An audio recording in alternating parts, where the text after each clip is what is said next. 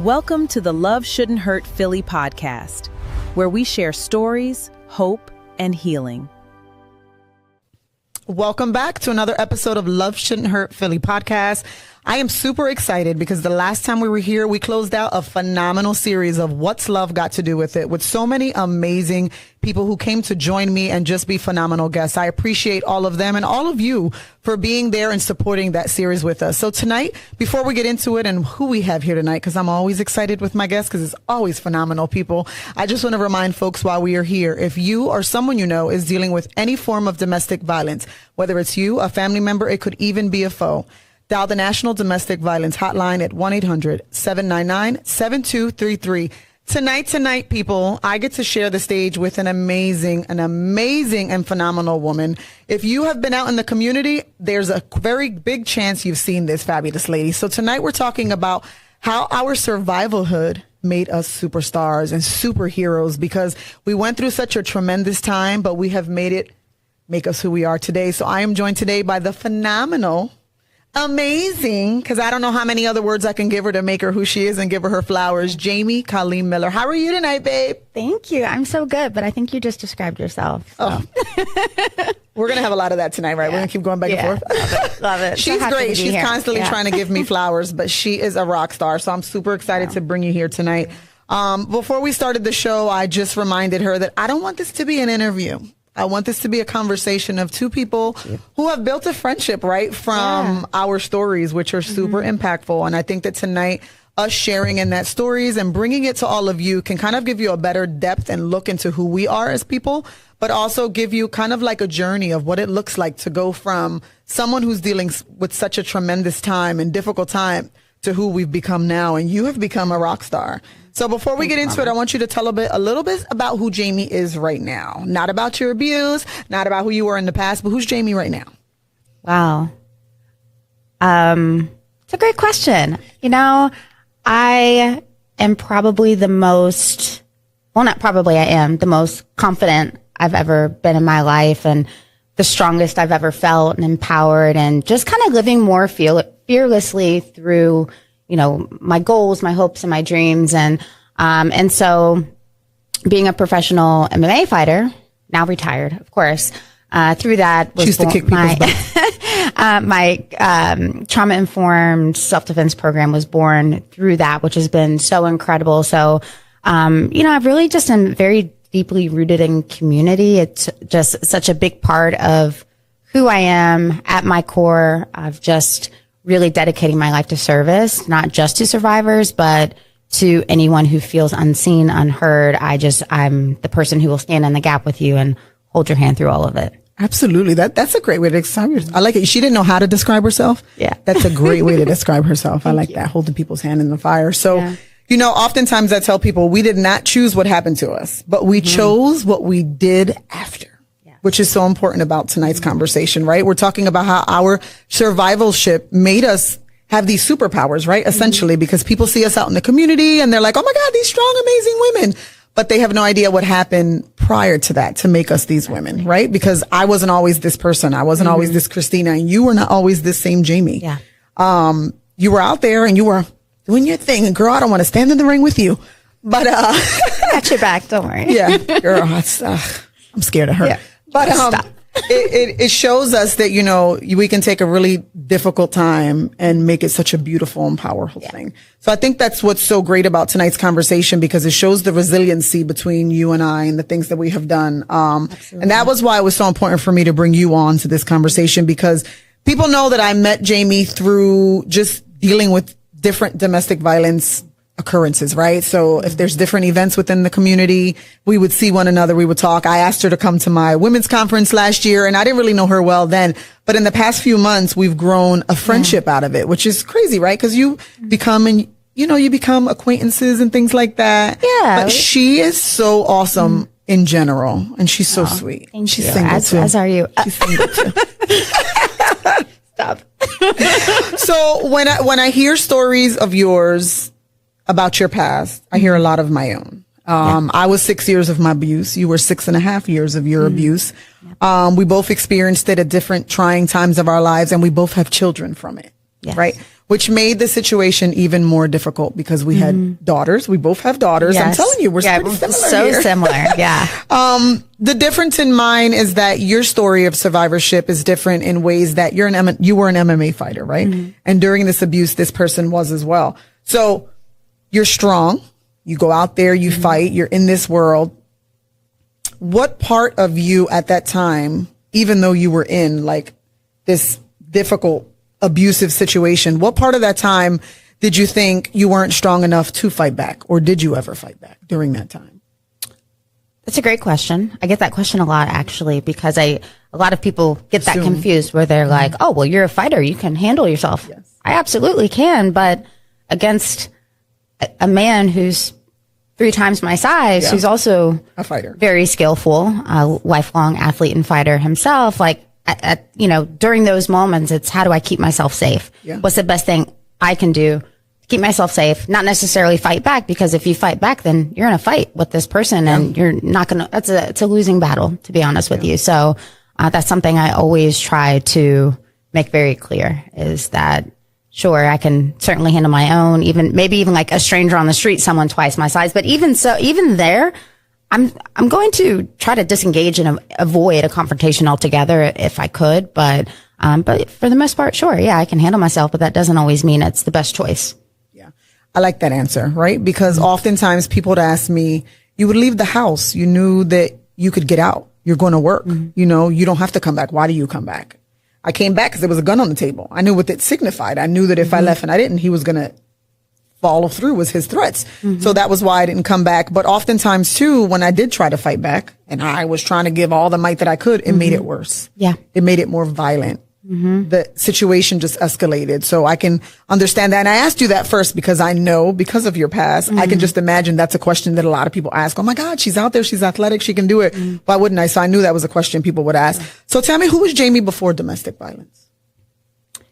Jamie before domestic violence was just living her happy life in her early 20s, had a lot of friends, very outgoing. I carried on several jobs. I've always kind of been that way, a hard worker and just kind of always grinding in that way. And so, I had just discovered my passion for martial arts and, was just very happy, close to my family. At this time, I was living in Cincinnati and that's where my mom and my siblings all live. And so, before I met my ex, that's actually how I met him, was at the gym in Cincinnati. And when we met, it was, I noticed a change in myself, but I think sometimes we find reasons why other than what the real reason might be, right? So, before I met him, I was very different.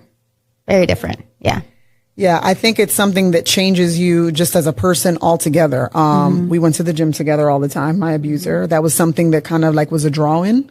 Yeah. He loved being in the gym. I loved working out. So it was something that kind of was like, oh, okay, he does it, I do it. Let's do it together type of thing. But I was very boisterous before him, very happy all the time, goofy, loud. My family will tell you how loud I was. I was at every family function. No, I'm still pretty loud. It's back. But I was at every family function and then it kind of like started to dwindle after I got with him, and not in the best way, right? Because when we're in relationships, sometimes you back up a little bit. You're not the same because you're with your partner, you're doing different things. But I think that's what kind of started to let people know something's off, something's not real. Something's different. Yeah. See how I get it. So Jamie before this was just probably the cute Jamie that she is now. She's very cute. I love her. I love her. What did you think love was prior to this? To be honest with you, I think my viewpoint on love was just within myself of how I think the love that was within me was how I viewed the world and other people. And because also I grew up seeing domestic violence as a child. As I got older, that was just, it really was sort of a normal thing, right? That was my example of what a healthy relationship looked like. And until I met my ex, I never really had like a strong, like real relationship, something I always wanted, something I always wanted the family I never had. I always wanted to create this, loving environment with, children and building a family. And I thought that was he was the person I could do that with. So, but yeah, before him, it was the love and myself. Yeah, it was how I viewed the world. And, you know, I love people. I love life, always laughing and having fun and just, yeah. I asked all of those questions, right, to kind of lead up to where we're going. And I think it's important, right, because as little kids, and we said this on one of my previous shows, after like you're 16, you start thinking of that. What is my husband going to look like? Yeah. And what is my future going to be? And am I going to have a white picket fence and kids and wonderful, right? And that's just the imagination all of us have in our head, right? Yeah. I didn't grow up in the best possible home, right? I love my mother to death. I say that all the time. My dad, he always watches my stuff. I love him to death. But I grew up in a home with an alcoholic father, a depressed mother. Most of my time with my mother was seeing her work really hard to get us through school, but that was it. That was her way of showing love. There was never, I love you. She didn't use the words. And I think back then a lot of people didn't. That was just our parents showed it through doing that, raising us, doing what they did, working 3 jobs to make sure that we got through school type of thing. So we all kind of have these different views on what love is. And then we get older and we're living in it. And it's like, all right, now it's our time to really work through it. And is this the right way? Is that the right way? Sure. And I think a lot of my moments with him, when he started to hit me, really were like, oh, well, maybe something that I'm doing. I'm not quite sure what's wrong or what's right because I don't even know what it's like, right? My parents weren't in a healthy marriage, so I don't know what this is really supposed to look like. Well, and I also think that our example that comes from that is like, love means to forgive no matter what. And then you try to move forward and get through it. So I can relate to that for sure. Yeah, absolutely. Yeah. And even in like minority homes, you don't believe in divorce. You work through it. Yeah. You work through it, right? In a Hispanic household, you're going to work through all your issues. You're going to stay married. You're going to be together. Right. You know, so. And tell nobody your business. That's right. Yeah. There's a saying, and I say it all the time in Spanish, lo que pasa en la casa se queda en la casa. So whatever happens in your home stays in your home. No one knows about it, right? So you go through this abuse and you go through all these trials throughout your life and nobody knows about it. So when you get older and you're like, oh, I have generational trauma, people are like, well, I didn't know that about you. And it's like, yeah, because we didn't talk about it. We never did. So let's bring it to who we are now and where we've gotten to. Love it. Thinking about our abuse and thinking about everything that we've been through. Did you ever imagine yourself becoming an advocate for domestic violence? Yes, but not to this. I mean, I'll say this. Going through what I went through, like as a child, no. Even as I like into my teenage years, no, none of that, no. It wasn't until I made the connection. I didn't, even in the thick and the worst parts of my relationship, never thought to myself, I'm in a domestic violence situation. Never thought that. It wasn't until everything came to a head and I had to be, in front of judges and, intake officers at family court where I'm thinking, I'm checking all these boxes. And then it just hit me that like, oh my God, this is me. So it wasn't until then, but I would say when, once, we experienced homelessness after we got away from him, and then I lived in a shelter for a while. And it was in the shelter that I had this light bulb moment, because at that time had started training again. And what training had given me, not only sort of this empowerment of, I'm going to do stuff I wasn't allowed to do anymore. And training was one of those things. It was like anything that brought me joy, I wasn't allowed to do it.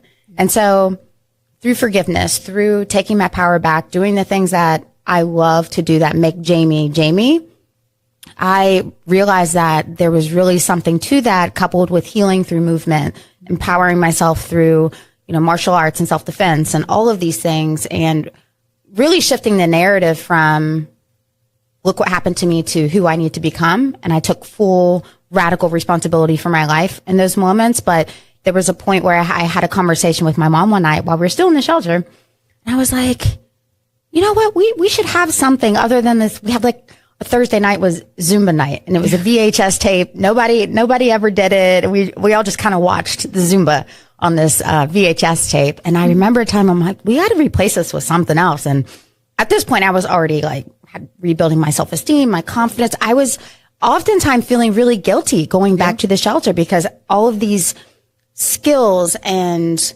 just a new way of life that I was gaining through martial arts, and just a newfound respect for myself and accountability, all of these things I was like, I wanted everybody else to feel what I was feeling. And so it was in that moment, I spoke to my mom. I said, there's got to be something like that here.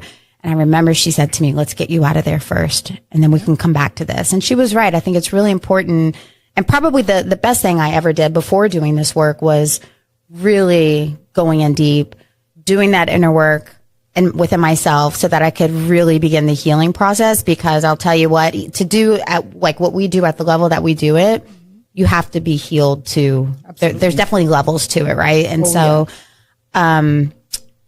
at that point, I guess that was sort of where that advocacy idea was born. Didn't know really what that was or what it could look like. I just knew I wanted to help, and I wanted to give back to other women and give them like purpose and something more to work toward, that there's more to this mess that we're in. Yeah. I love that. Somebody has asked me that before a few times, and they're like, hey, did you think you'd ever do this? And my answer is always no. Yeah. Not at all. Right. I went through my abuse in the darkness. My family had no idea. Everybody around me had no idea. So when I finally came out of it, I did not want to go back. I did not want to talk about it. I did not want to admit it because I felt guilt. I felt shame. There's no way I was going to do advocacy on it. If I did, it was advocacy for myself, kind of like making myself feel better. It wasn't until Linda passed away that it amplified my feeling of, wait a minute. Maybe I should. And it was only then that I felt like, and I say it all the time, that I wish in another world she wouldn't be gone, right? Because there's so many people she left behind, her daughters, so many people who loved her, people in city council, her friends, her family, right? She left such an amazing impact on people. It's sad that she's gone, but I feel like it birthed such a huge movement, right? So it's kind of like a give and take of, I hate that she's gone for the obvious reasons, but then in my mind as well, I'm like, wow, from her passing, a strong movement was made and we're helping so many people. But if I would have thought that I'd be an advocate back then, no, never at all, because I was so fearful of looking back at my past and reliving it. I think that's something that people don't always understand, right? Yeah. People see us and they're like, oh my God, they're so great, they're strong or whatever. And they don't see that. We don't just leave abuse and we're fixed. No, like, you're not fixed. So many layers. Listen, I'm still working through the layers. Trust me. Like there's you and me both. A lot. I tell you and me both. You and me both. We're working through it. We got this. So we talk about the fight that we had and our survivorship. Did being physically strong ever make you feel like you yourself have to stop this? Like no police, no anyone. Did you just think, not even just physical strength, right? Just strength yourself. Were there times during your abuse that you were like, I'm stronger than this. I got to get out of this? I think so. In that moment. Yeah, absolutely. Where I think a lot of times, many of us who are experiencing that, I think that's where a lot of the guilt comes from too. It's because we know that we're worth more than that. We know that we are stronger than what they're trying to convince us of by, beating us, or maybe it's a psychological and a mental and emotional. For me, it was all the things. But with that being said, it's definitely a lot of moments where I'm like, what am I doing? And the older that my daughter got, the more she was experiencing herself, right? And I just couldn't anymore. I couldn't continue to expose her to that. And because I don't want to say I didn't know I was going through what I was going through. I just didn't have a name for what I was going through at that time. And so because of that, resources were not on my mind. It wasn't like, let's go through this process of like, how do I get out of this? Because it didn't register that I was in a domestic violence relationship. And so when it was time to make that decision to leave, a lot of it was just a reaction to what he was doing. Yeah. So there was no safety plan, none of that. But yeah, definitely that was the breaking point for me. Was just, it was Mother's Day 2014. My daughter and I were having a picnic in the park. He was away, thankfully, and we were having the best day. And I'm thinking, there's nothing that can mess up this day. And sure enough, that phone rings and he managed to ruin the day. But it was in that moment where I was just like, like something came over me. It was like a sense of calmness, but it was also sort of this something in me that was just like, I I just can't anymore. I just couldn't. And I couldn't give him what he wanted from me in that moment either, which was a reaction to, all these horrible things he was saying to me that I didn't know why. I don't know what you want from me. That was my response. And that made him enraged because I wasn't apologizing for something that I didn't do anymore. I wasn't apologizing to get past the argument. It was just like, dude, what do you want? Mm-hmm. And I only said that also because I felt like safe enough because he wasn't around. Obviously, if he was in front of my face, I couldn't have that reaction. I had to keep myself safe. But for the most part, yeah, that's when it was for me. I was just like, I'm meant for more. Like, I think we all feel that, especially you, because we're so similar. It's like, you were meant for more in this life. You have a purpose and it might be a little bit buried, and it's, how do I dig myself out? I think a greater part of that is also the fact that you were with your daughter that day. And it was like, I already have to watch my reactions. I have to watch what I say because she's here and she can see it. Right. And that was a lot of my reasoning for finally just shutting him out completely. Yeah. Right. Cause Alina was 4 the last time he hit me. So she knew what was going on. I'm sorry. Alina, Selena. This is why we're having a conversation She together. was 4. My daughter was 4. I'm sorry. All of these things, it's all sort of like intertwining stories it here. Really is. It truly is. Alina it's okay. Alina was 4. And the last time he knocked me out, when I woke up and the cops were there, she was telling the police officer, my daddy is who hit my mommy. And my daddy took my mommy's phone and mommy went to sleep because for her being knocked out was asleep. Right. And in that moment, it was, I'm better than this. I'm better than this. I know that I'm going to get past this. I have to for my daughter. Yeah. And I think that's another reason why I feel like our stories are so like interchangeable because our daughters gave us a huge superpower, right? Because we knew that we had more, they were watching, they were learning in that moment. And I knew, and you knew, we had to give them better. We had to provide them a better life. So last question before we get into the 30 mark, which is very quickly, right? Because it always happens pretty fast. So what was the hardest fight for you? And when I ask that, I mean the one inside the relationship or the fight to rebuild after. Because let's take a moment. Okay. You are on the board of Women Against Abuse, but they were also a part of your survivorship. Yes. So tell us about that journey. Okay. Yeah. So for those of you who don't know my story, so once I escaped my ex, became homeless, and then learned about resources, was finally able to get into a safe haven operated by Women Against Abuse. And then from that point, I took full advantage of every single program, every single resource that was available to me, including the legal center, like childcare, literally everything. And thank God for them, honestly. Thank God for them. And once I was able to rebuild and transition from the safe haven, our story didn't end there. Like, they were still very supportive. They were still very much a part of my healing journey. And so I always felt they had my back no matter what. And so it wasn't until 2 years later that I felt like I was at a good point of my healing to take that idea that I had back when with that conversation with my mom about bringing something more to the safe haven. And the idea was to basically just create a program, like self-defense, a fitness program at the safe haven. And they agreed. They thought it was a great idea. And that's where my true advocacy was born, because I, began, teaching weekly there. And then about a year later, they began asking me to join them in Harrisburg and to really just sharing my story with legislators and, elected officials and some really other important people. And from there, building relationships as well. For me, it's never just I've always been this way. It's never just, it's nice to meet you and I never see them again. I'm always looking to build and grow with people. And so a lot of my relationships, like City Hall or even in Harrisburg, are very similar to that. So a lot of these people have been on my journey for the last, 10 plus years. And so, through that, I just saying yes to everything. I was on the front lines. I'm, going to court with people. I'm being a resource. My social media essentially became just this open door policy where I had men and women both reaching out to me, whether they needed to be connected to something or to somebody. And, or just to have a listening ear or support. So I've helped people get in a safe haven. So really anywhere I can like just, stand in the gap, I do it. Like, why wouldn't I?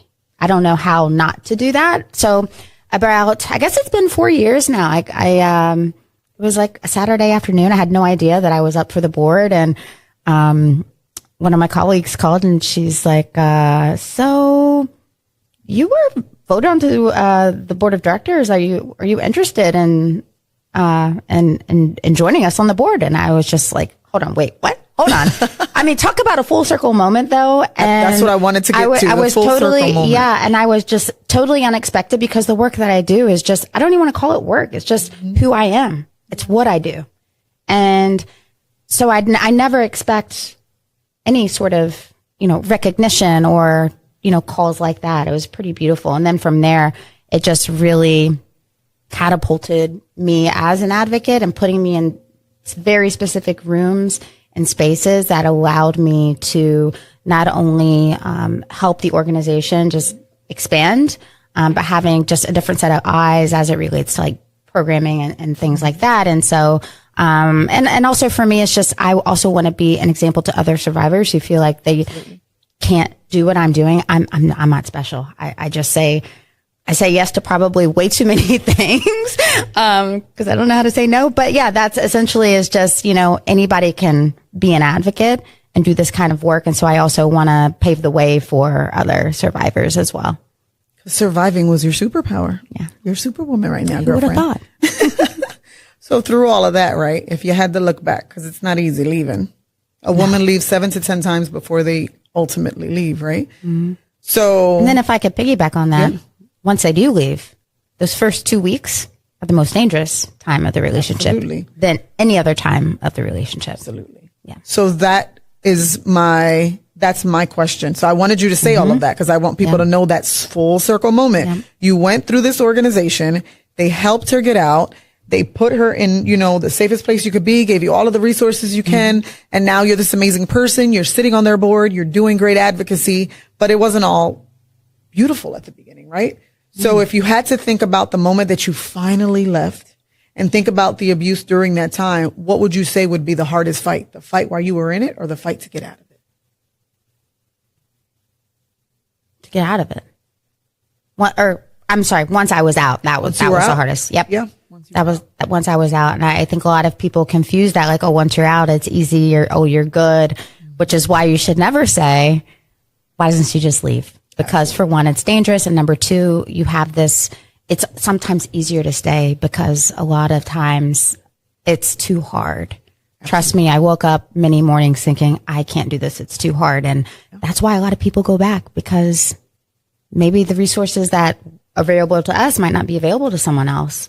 And they might not have any other choice. Resources are limited also. So there's a lot of reasons why someone doesn't just leave. There's also a reason why they might go back. Sometimes it's just easier to manage. But for me, I knew that there was a point of no return, that if I went back, I would never make it out again. Mm-hmm. And I was not willing to take that risk. And I always said I would rather lose everything because I knew I would gain everything and so much more. I love that. Yeah. I love that. That's a great way to go to our 30 mark. Yeah. People do not understand how difficult it is. When you're leaving a domestic violence relationship, the most dangerous time is the moment you walk out of that door forever because you're removing their control. Yeah. Everything that they had on you, that's it. Yeah. And that's just like a terrible moment for anyone. And it's the scariest. That sends them because they become even more erratic, more unpredictable. Yeah. It's like at this point, they don't care. They'll do anything to try to get you back. Absolutely. Mm-hmm. We're at the 30 mark, people. We got there really, really fast. But a reminder for everyone who is watching, if you or anyone you know is dealing with any form of domestic violence, whether it's a family, a friend, even a foe, it takes 2 seconds to give them the number at the National Domestic Hotline at 1-800-799-7233. So I want to talk about you didn't leave alone. When you left with Selena. Yes. How old was she when you left? 4. She was 4. That's what I was saying. What's happening, people? It's like that's what I was saying. It's crazy. What was your biggest fear when you left, knowing that you were leaving with your daughter? What was your fear? What were your fears for her? You know what? I didn't have a lot of time to think about fear or what's possible, what's around the corner. It was just, how do I keep us safe? And, you know, but I will say this though. It was, for her, was to feel anything I was feeling. I really tried extremely hard to maintain a normal schedule for her, just a normal life, even though so many things were changing like abruptly. But I was just trying to shield her from feeling any kind of fear. Although we do know that like our kids feel what we're feeling. They know it's different. We're protecting them. Right. But I think for me, that's what it was. I just didn't want her to feel like, oh my God, what's happening? I don't know what's happening. I wanted to ensure her that we were okay, and things are different now, but we're good. Yeah. Good. Yeah. So there's a lot of people who watch, right? Men, women, different people. And I have a lot of people oftentimes who reach out to me and they say, I have kids, I'm scared to leave. Yeah. You know, I want them to have a father and a mother. So if someone was watching right now and they said to you, or they need, just watching the show, they need someone to give them that push. If someone would say to you, I have to stay because I have kids, what would you say to them? I understand. I truly, truly understand, but it'll be worse for the children as they get older and when they're adults. If you stay, that can't be a reason to stay. You have to love them and yourself enough to do what you need to do to get out and get out safely. Do you think either one of our daughters will ever in life understand what we were fighting through while they were watching us rebuild? No. Do you, Selena, have conversations about it? Yeah. Do you guys talk about it at all? Yeah. Yeah? Yeah. We've had many conversations about it, and she asked for more in depth. I would say it was maybe 3 or 4 years ago. And I was very honest with her, of course, leaving out the scary details, right? But she was like, had no idea. And for me, that was like validation. Like, I guess I did do a good job at shielding her, because she had no idea. She's like, well, I knew you guys were fighting. I knew that things weren't good. And everybody was separated. She said, but she had no idea. She had no idea. And I don't know if I want her to know. Like, I just think, I love that. I want her to know that, and she does, that I'm a strong woman. I'm a strong mom, and that I did everything I could for us and for her to ensure that we got out of it the way that we did. I love that for you guys. I do. Thank you. I did a show with Alina a few weeks ago. It was part of our What's Love Got to Do with It series. Yeah. And I was fearful, right? Because I've done shows with her before when we were doing them streamlined, and it was a long time ago. She was 13, 14 years old. So her opinion back then was very young minded and just not, but now, you know, she's older and she has all of this maturity. Right. And she sat with me, and it made me just cry, because as I sat through it with her, you know, a lot of the times I feel like because I stayed even up to 4 years old, I feel like I did do damage to her because of what she was able to see in those small moments. I mean, the last time she saw him hit me, he knocked me out cold in front of her. And I regretted so much of that, but to sit and listen to her while she was here that day and say, no, Mom, you did such a great job. Yeah. And like, I don't think any of that, you know, caused me to be who I am today. I think it's made me stronger. It's so powerful. So I love that Selena celebrates you too, because we need that sometimes. Yeah. And our babies know that's not our fault. Yeah. They know that's not our fault. So you can't blame yourself for that, even though we have that guilt. We do sometimes, but on the same note, like, timing is everything, you know, and God knows, and, you know, he's got us, right? Oh, yeah. And so the timing is what it is. And I think as long as our kids know and understand, that's really all that matters. We can't hold on to that, because I think when we hold on to that, we still give them a little bit of power. Yeah, we can't give them that power. Absolutely. Yeah. So here's the question of the evening, right? Because the segment is about your superpower. So the superpowers we didn't know that we had, right? But we have them. So what do you think is your survivor superpower? Ooh. That is such a good one. Let's go. All right. I know it's time. Okay. My survivor superpower. Wow. I would just say my ability to see people. My ability to just see people and meet them where they're at. I feel like my survivorship has nothing to do with me anymore. I got to a point where the work that I do today, I've completely taken myself out of it. It's really it really is all about who I serve. And so, yeah, it's just my ability to see people for who they are. I see their hearts. I don't judge anybody. I listen to understand. And I love all this love I was telling you I had inside me. Listen, it's overflowing. I'm giving it and pouring it out to everybody else. And I mean, I think a lot of us who, you and I, both very similar, we don't want anyone else to go through what we went through. We don't want a single person to ever feel an ounce of what we felt. And so I think that's why we do so much, and why we're always pouring out and always giving. But 100% is just my ability to see people. Yeah. I love that. Mine's were corny. Oh, stop.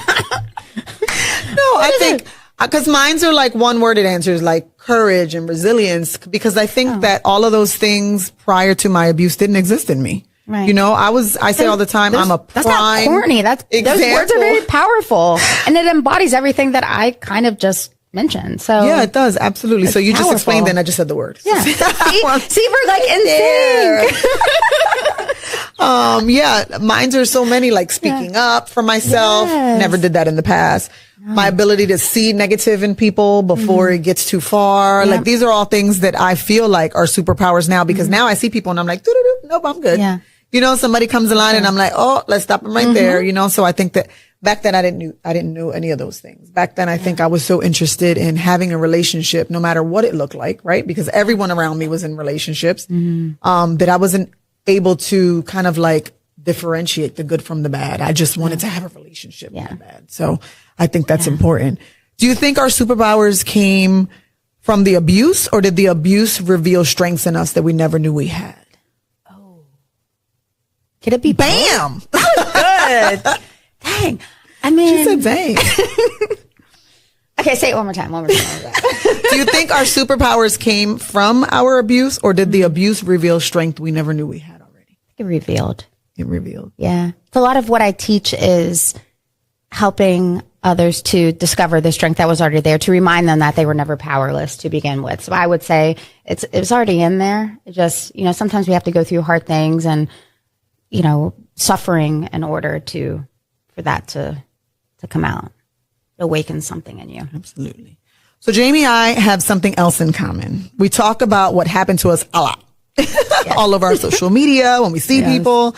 And sometimes people don't understand why we continue to tell this story, right? I've had men call me bitter. I've had people say you're harping on it forever because they don't see the bigger picture, right? Sure. I've had people who have tried to defend me, like my daughter, like, how could they say that to you? Like, what you're doing is so great. How could they say that? But I think that people who aren't educated on what it is that we're doing now don't see the bigger picture. They don't see that what we're doing is helping so many people. Sure. So I know why I tell my story, right? I know that the girl that I was at the time was someone that, even though I was boisterous and I was loud and I was goofy and laughing all the time, when I was going through my abuse, I was very closed off, and I was at work silent, and I didn't really talk to people, and I hid my scars and I covered myself up, type of thing. So I know that there's so many people out there who are doing that right now. People who are going through abuse that don't see it. So I tell it, and I continue to tell my story, because I know that there's people out there who might be like right now watching the show or listening, on any of the pod sites, and just are like, I'm hiding from that too. So I know it starts to resonate a little bit, So is this why you tell your story? Why do you continue to tell your story? I would say yes. And I would say a lot of reasons, really. And I mean, and maybe also a little selfishly, that it heals me a little more each time. Me too. It's very healing for me. And something I've learned is that I just, and I feel like the more I tell my story, I tell it so differently every time, because I think that maybe the older I get, or the more that time passes, you start seeing things differently. You don't always see it the same way. And so for many reasons. So that being one of them. Another one is so that, sometimes it can open up other parts in people's brains that may not, if they didn't hear my story, right? And maybe they develop some courage to maybe call the hotline or open up to a friend or a family member that maybe they know. I think there's a lot of people who had something similar to what I had, where they didn't have the words or the terms to put to what they knew what was wrong and what they were feeling, what they were going through, but there's a lot of gray area there. So I think that just by educating, right? Sharing knowledge, sharing our own stories. I think making it personal, helps people to kind of attach themselves to that, because we're not just like, nothing against teachers. I love teachers. Like, I am also like, we are teachers, right? But I think it's better, when we're not just reading from a book, we're not just sitting in a classroom studying, and then we're going and trying to teach somebody something that they're living that we've never experienced or lived for ourselves. And so I think that because we've lived it, it gives it a whole new meaning for someone else. So here's a question that is so daunting to me, right? And I want to ask you, because I know what I feel. I want to get it from someone else, because I want to make sure I'm not the only one who feels this all the time, right? So we're talking about superpower and surviving this, and how it's our superpower, and how I tell people all the time, I walk around with an invisible crown, because people think that because I run this organization, life is perfect, and it's not. It's not. Believe me. But fix a little bit. You're good. But here's my question for you, because this is something that I struggle with a lot. Not struggle as in I'm struggling with it, but I struggle with other people's opinion and their view. Do you think, because of what it is that we do you ever worry, shall I say, do you ever worry that what we do defines how people look at us? I don't know if I said that right. Let me think, people. This is live, so we're not stopping it. But I know what I'm trying to say. Stay with me here. Get the ball rolling.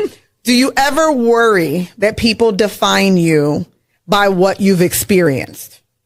And I'll give you an example of why I asked that, right? Okay, because since I've run this organization, right, I have so many people who, there's so many different things when it comes to work. When I'm at work and people find out what I do, they'll find me on LinkedIn or somewhere. They're like, oh my God. When I come downstairs now for work, they're like, oh my God, you do this? And I'm like, all right, let's talk about something else. Yes, this is what I do, right? When I'm dating, the same thing. Sometimes I feel guilty for what it is that I do, right? And I love what I do, and I love it, but I feel like people define Christina as this person who's been through abuse, this person who only talks about abuse. So I feel like it intimidates people. It turns people off. Do you get that? Do you feel that sometimes? Because this is what I've been feeling a lot lately, because I've had so many people come to me and they'll say that to me. Well, you do this for a living. And I'm like, but that's not who I am. Like, I'm still a regular person. Yeah. Do you go through that, or am I crazy? You're not crazy at all. I experience very similar things, but to answer your question, no, I don't care. I couldn't care less, to be honest with you, because it's just, I don't know. I don't give power to people who have something negative to say about me. I think that it's okay to have a difference of opinion. I think that we get that a lot. Like, people may not always agree with us. There was something I came to the realization a while back that I'm not going to be for everybody, because I would stop myself from doing certain things. I think because I did care, I was just like, maybe I shouldn't do this because this one person might give me shit about it. Oh, sorry. No, it's okay. But on the same note, I'm just sort of like, we can't live our lives based on what other people think about us, because the work that we do it's life saving, it's life changing. And so we can't care, because you just have to know you're not for everybody, and that's okay. That is 100% okay. People can have their opinions, and I just leave it at that. And when people try to have these, when it's coming from a negative place, maybe they'll ask you questions, or it almost feels like they're interrogating you or putting a spotlight on you, not in a good way. Yeah. And I don't give power to the conversation. I'll just be like, okay, yeah, I'm just sort of like, thanks for that. One of my good friends, Marina, if you're watching, master of indifference. Love that. That's all she'll say to me, because I'll go through these moments and I'll like send her maybe a couple voice notes. You know the voice notes. I know the voice notes. And then all she'll respond, master of indifference. Right. But that helps me, and it helps me to like sort of recalibrate, and I have to regroup, and I'm like, actually, I'm not going to stop. I am going to do this thing, and I am going to stand 10 toes down, and that's what it is. If they don't like it, they'll get over it eventually. All right. Yeah. So we have a few more questions before we wrap this thing up. So we're going to get into another part that's closing out our segment. But I want to ask another question that's a part of that same segment was, how do you protect yourself emotionally while doing this work? That's a great question. That's a great question. It took me a long time to get here, to get to this point where I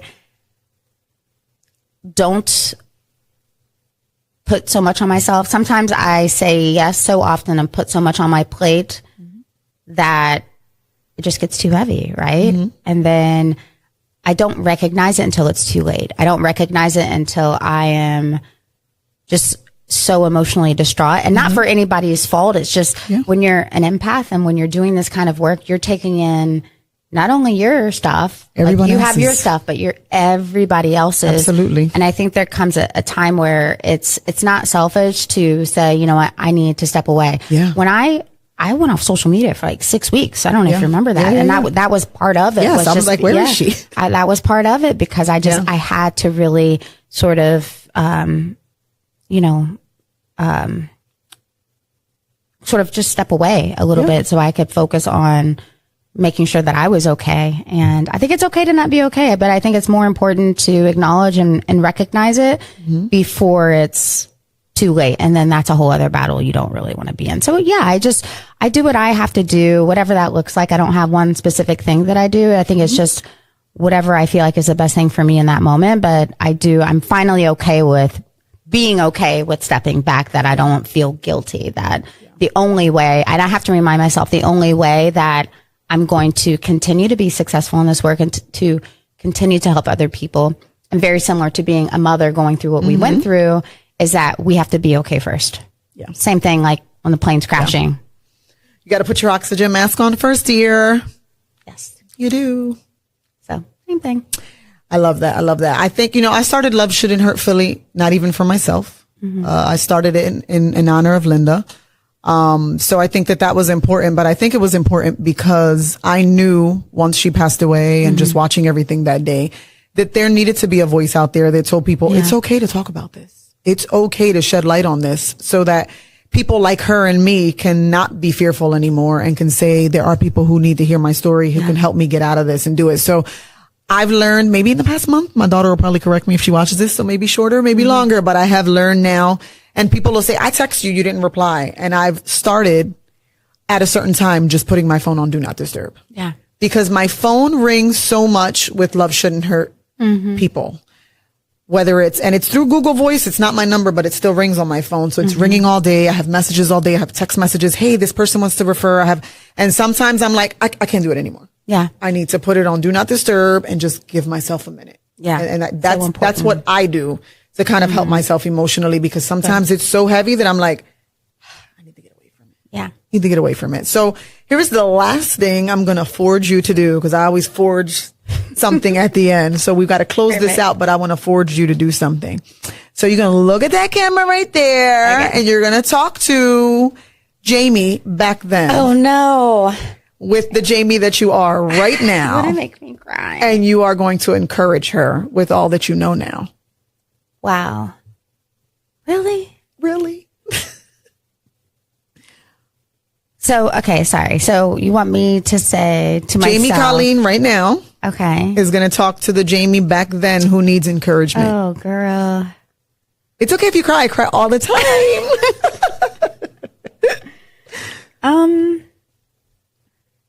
don't know what You're a superhero now. I am a superhero. And I think, you know what, a big part of my mission is just being the person who I needed back then. And I think like the biggest thing I would say, because I felt so alone as a child. You're talking to her right there. I know you feel alone, but you're not alone, and you are strong. You're going to be okay, and you're going to find the love of your life. Speaking that into existence. But I have to say, I'm the love of my life, by the way. Right, girl, you're going to be the love of your own freaking life. That's right. And life is going to be so beautiful. And I know when it's hard, it's really, really hard. But, this too shall pass. See, I love it. They charged me to do that a few years ago. And if you go to our YouTube and look up that episode, Ray was the person who was running that show. Yeah. And he said, I want you. And I was all into the show. I'm like, yeah, what are we doing? And he's like, all right, I want you to look at the camera and I want you to tell your younger self some encouragement. I was like, what? Oh my God. And I just started crying and losing I'm holding the tears back, on by the camera. way. It was hard. Yeah, but it is hard. It's years later. And if I had to look back at that Christina, I probably would tell her the same thing. You feel so alone right now, and you feel like no one will ever understand. And this is why you're hiding from it. But I want you to know that there is a positive life ahead of you. Yeah. And your daughter's going to be proud of you, because I was always fearful that I would damage her and change her and ruin her. But I want you to know you didn't. Yeah. You raised an amazing young lady. Thank you. So did you. So I think that we did great. I think we did too. And that's our superpower. We survived. We did. That's right. Get it, girl. All right. I love you so much. Thank you so much for coming today, Jamie. I appreciate you being here. You're going to see her again, because first of all, is she cute? Don't you want to see her face again? She's beautiful. Definitely. Oh, goodness. So, thank you guys for watching. The next time up, we have two of our originals. Jackie and Zulma will join me. You guys haven't seen them in a while, but they started Love Shouldn't Hurt with me in 2018. And these women are killing it in the world. So they're going to join me. They're coming to the stage so that they can be here and tell us what's going on in their lives all of these years later. Thank you so much for being here, for watching. Until the next time, hasta la próxima. Besos y abrazo. Thank you. Thank you for listening to this episode. Stay tuned for our next episode.